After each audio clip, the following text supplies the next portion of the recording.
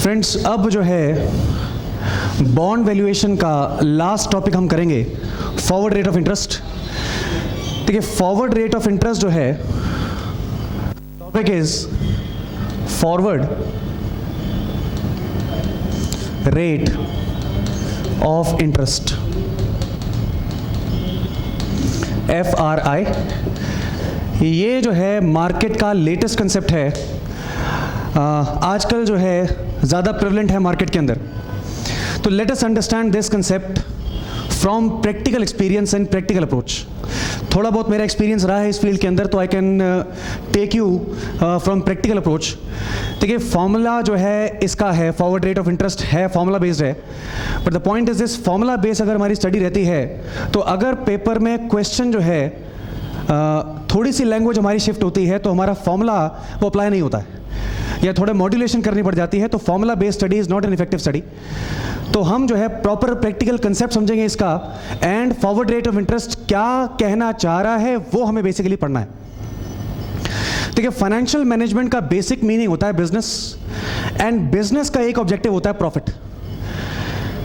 हमें जो है प्रॉफिट अर्न करना है। Investor is concern with this thing कि हमें प्रॉफिट अर्न करना है, पैसा कमाना है।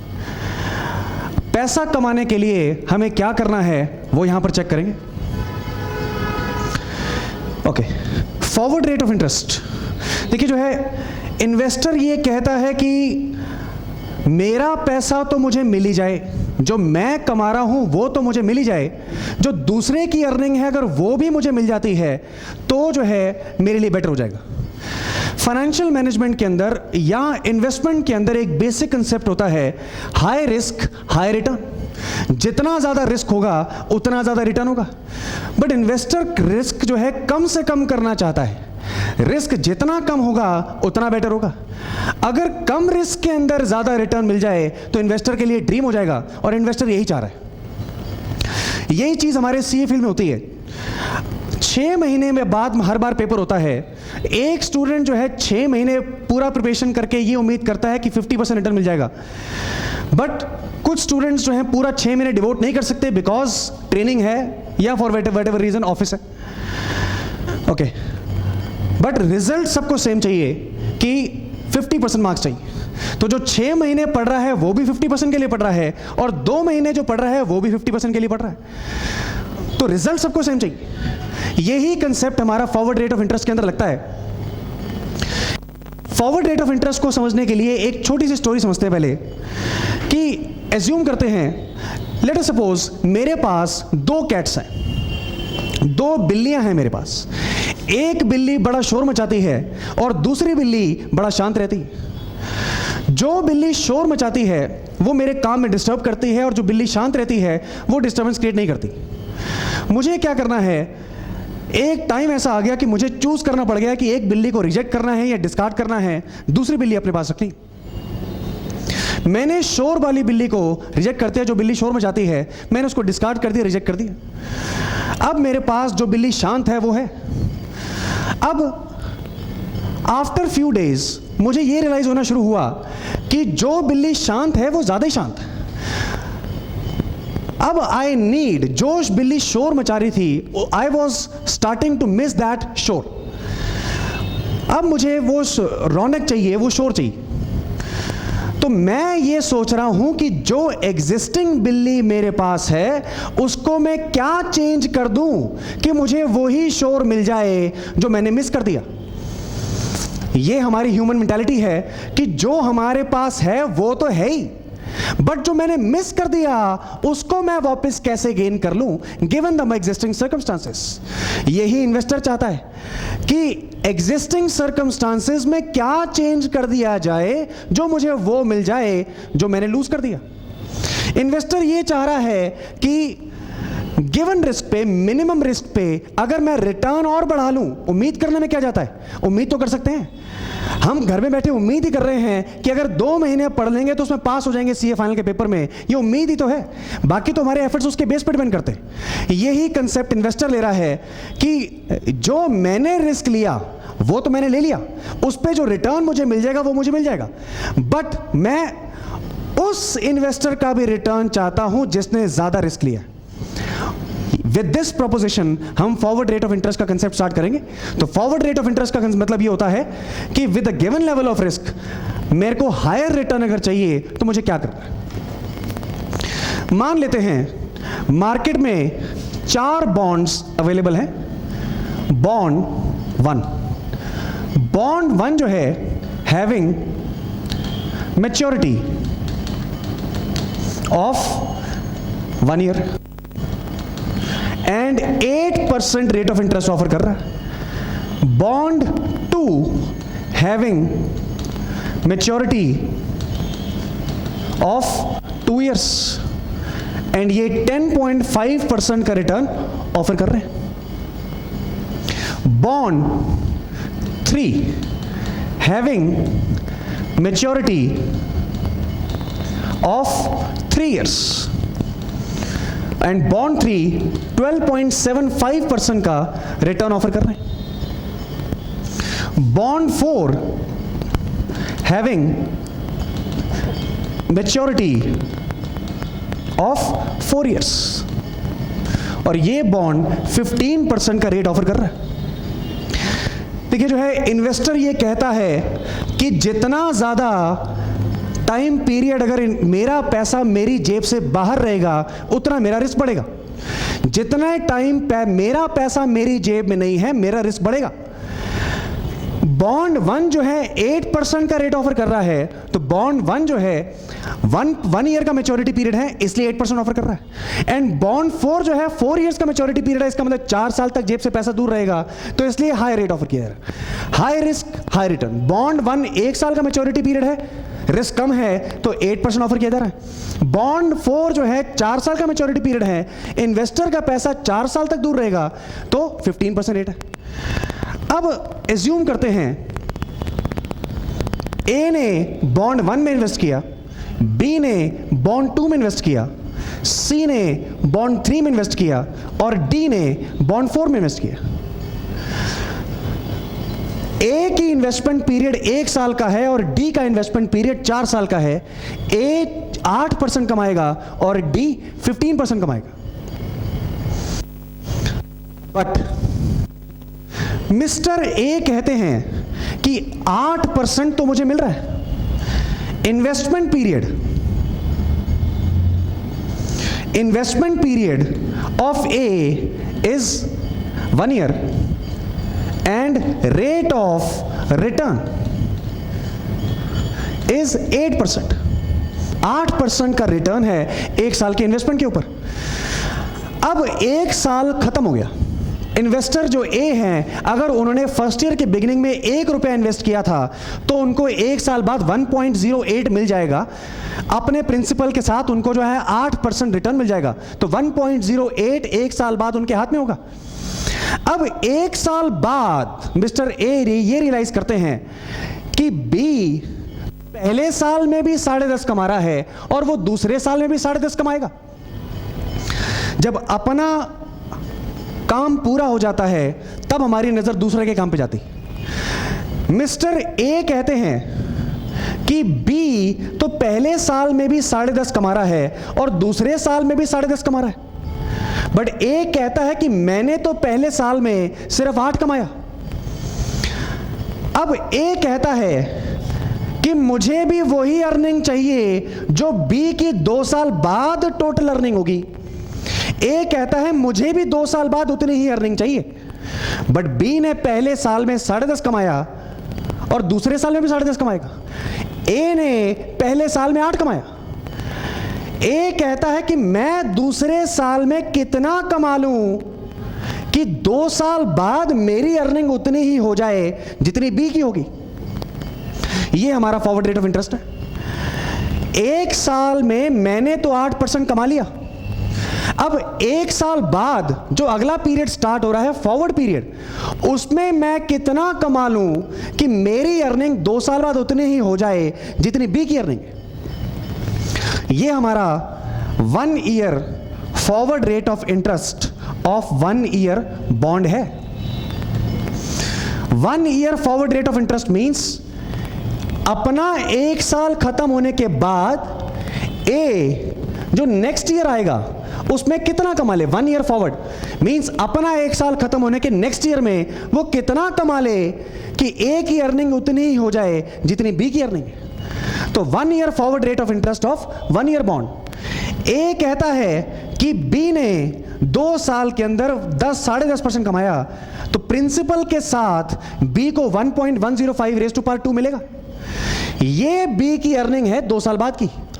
ए कहता है कि मैंने पहले साल में तो 8% कमा लिया, मैं दूसरे साल में कितना कमा लूं कि मेरी अर्निंग उतनी ही हो जाए जितनी बी की अर्निंग है।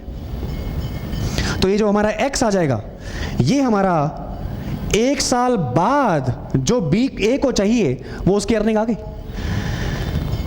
तो यहां पर क्या होगा, x is equal to 1.105 raise to power 2 divided by 1.08 minus 1। x अगर हम ये सॉल्व करते हैं तो x हो जाएगा 1.221 डिवाइडेड बाय 1.08 माइनस 1। ये सॉल्व करने के बाद हमारा आएगा 13.055%। दैट मीन्स अगर ए सेकेंड ईयर में 13.055 कमा ले तो 2 साल की अर्निंग ए की उतनी हो जाएगी जितनी बी की अर्निंग है। बट ये एक्सपेक्टेशंस है। ए तो सोच रहा है कि काश अगर मुझे सेकेंड ईयर के अंदर 13.055 मिल जाए तो मेरी अर्निंग उतनी हो जाएगी जितनी बी की अर्निंग है। देखिए जो है, आपकी एक्सपेक्टेशंस के अकॉर्डिंग मार्केट नहीं चलती। अगर आपको 2 साल बाद उतना रिटर्न चाहिए था जितना बी को रिटर्न मिल रहा है, तो आपको इन्वेस्टमेंट भी बी के अकॉर्डिंग करनी चाहिए थी।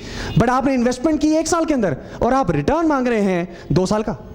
आपने 1 साल के अंदर 8% कमा लिया, तो जितना आपने रिस्क लिया उसके बेसिस पे आपको रिटर्न मिल गया। बट ए कहते हैं कि बी जो है पहले साल में भी 10.5 कमा रहा है, दूसरे साल में भी 10.5 कमा रहा है, तो 2 साल की अर्निंग बी की ज्यादा होगी। अब ए की प्रोपोजिशन ये है कि मैं दूसरे साल में कितना कमा लूं कि मेरी अर्निंग 2 साल बाद की अर्निंग बी की अर्निंग के बराबर हो जाए। तो ये जो सेकेंड ईयर की मेरी अर्निंग है, ये फॉरवर्ड रेट ऑफ इंटरेस्ट है। बट इसको कहते ये हैं कि 1 year forward rate of interest of 1 year bond.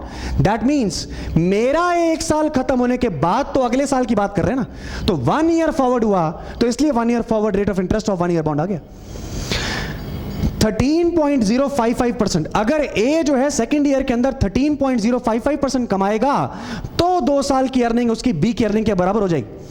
But ये ए की उम्मीद है, ये एक्सपेक्टेशंस है। अब जरूरी नहीं है कि ए को वो अपॉर्चुनिटी मिल जाए कि जहां पर जो है ए उतना कमा ले जितना बी के बराबर आ जाए।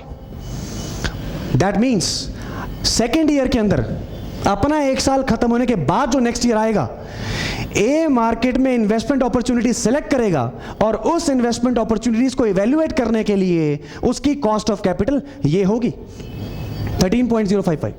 इसका मतलब ये 13.055 is in the nature of cost of capital, because A की एक्सपेक्टेशंस है कि सेकेंड ईयर में अगर वो इतना कमा ले तो जो है ए की 2 साल की अर्निंग उतनी हो जाएगी जितनी बी की अर्निंग है। तो सेकेंड ईयर के अंदर ए की एक्सपेक्टेड या रिक्वायर्ड रेट ऑफ रिटर्न 13.055% है। बट जरूरी नहीं है कि आपको यह मिल जाए, बट उम्मीद करने में क्या जाता है। अच्छा, ए ने कहा कि मुझे अपनी अर्निंग उतनी चाहिए जितनी बी की अर्निंग, बट ए लालची है, इन्वेस्टर ग्रीडी होता है, इन्वेस्टर वहीं नहीं रुकेगा। ए कहता है इन्वेस्टर कहता है कि सी जो है पहले साल में भी 12.75 कमाएगा, दूसरे साल में भी 12.75 कमाएगा और तीसरे साल में भी 12.75 कमाएगा। ए कहता है कि मैंने पहले साल के अंदर 8% तो कमा लिया और दूसरे साल के अंदर बी के बराबर आने के लिए मुझे 13.055 चाहिए। बट सी तो तीनों सालों के अंदर 12.75 कमा रहा है, तो सी की अर्निंग ज्यादा है। ए कहता है कि तीसरे साल के अंदर मैं कितना कमा लूं कि मेरी 3 साल बाद इतनी अर्निंग आ जाए जितनी सी की अर्निंग है। तो इसको हम कहेंगे 2 year forward rate of interest of 1 year bond. A ने तो 1 ईयर बॉन्ड में इन्वेस्ट किया था। अब उसने कहा कि मेरा 1 साल तो खत्म हो गया, मेरे 1 साल के 2 साल बाद अगर मुझे अर्निंग उतनी ही चाहिए जितनी सी की अर्निंग है, तो मेरा 2 year forward rate of interest क्या होगा? मींस मेरी इन्वेस्टमेंट के 2 साल बाद 2 year forward rate of interest मेरा क्या होगा, वो हमने चेक करना है।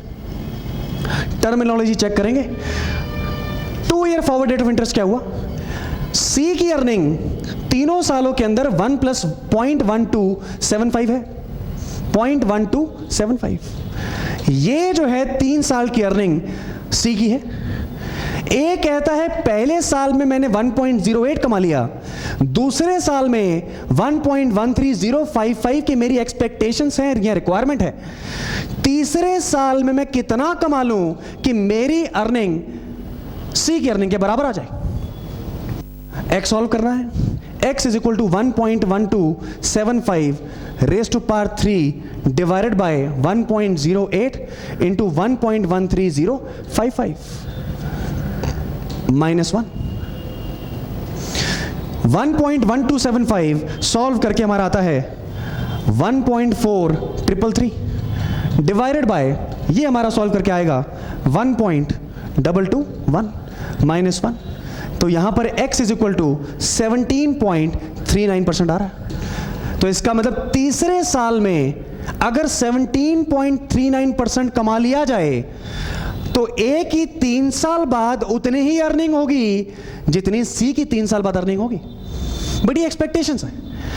अगर कोई स्टूडेंट 6 महीने पढ़ रहा है तो जिस स्टूडेंट को सिर्फ 2 महीने का टाइम मिला है तो वो क्या सोचेगा, मैं 2 महीने में कितना पढ़ लूं कि मेरा रिजल्ट वही आए जो 6 महीने बाद स्टूडेंट 6 महीने जो पढ़ रहा है उस स्टूडेंट का आएगा।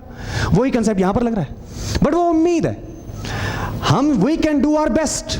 अब ए ने रिस्क कम लिया है बट वो रिटर्न चाह रहा है कि अगर बॉन्ड टू जो बी है उसने 2 साल में 10.5 कमाया, सेकेंड ईयर में वो कितना कमा ले कि उसकी अर्निंग बराबर आ जाए 2 साल के बाद।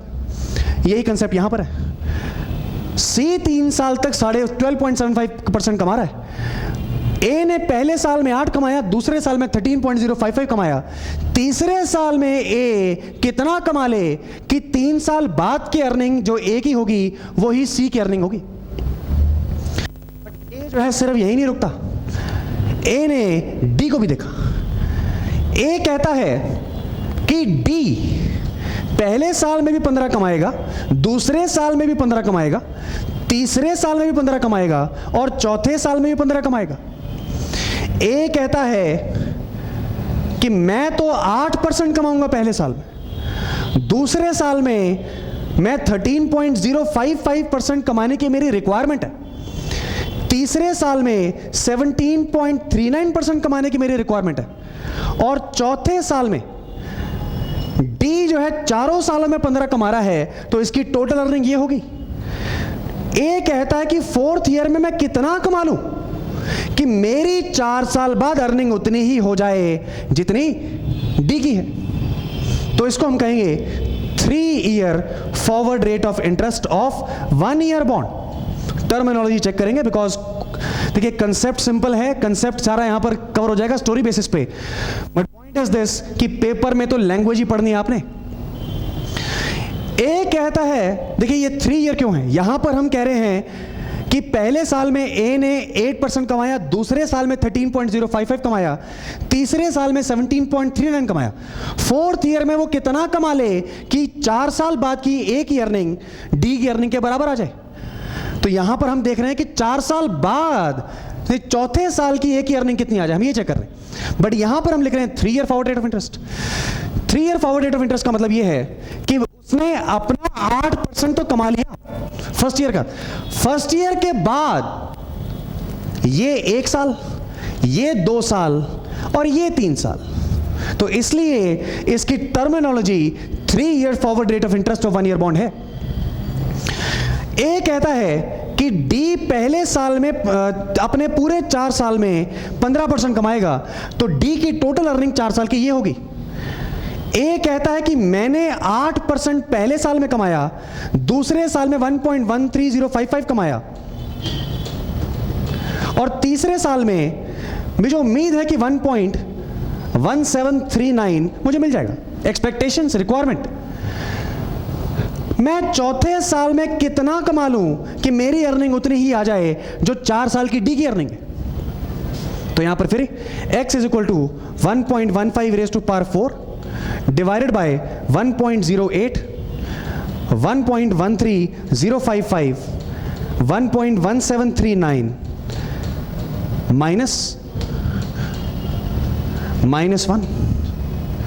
तो ये हमारा x सॉल्व करके आएगा 22%। दैट मीन्स कि अगर जो है चौथे साल में 22% कमा लेगा तो ए की अर्निंग उतनी ही हो जाएगी 4 साल की जो डी की अर्निंग्स है। बट ये एक्सपेक्टेशंस है। तो this is in the nature of cost of capital.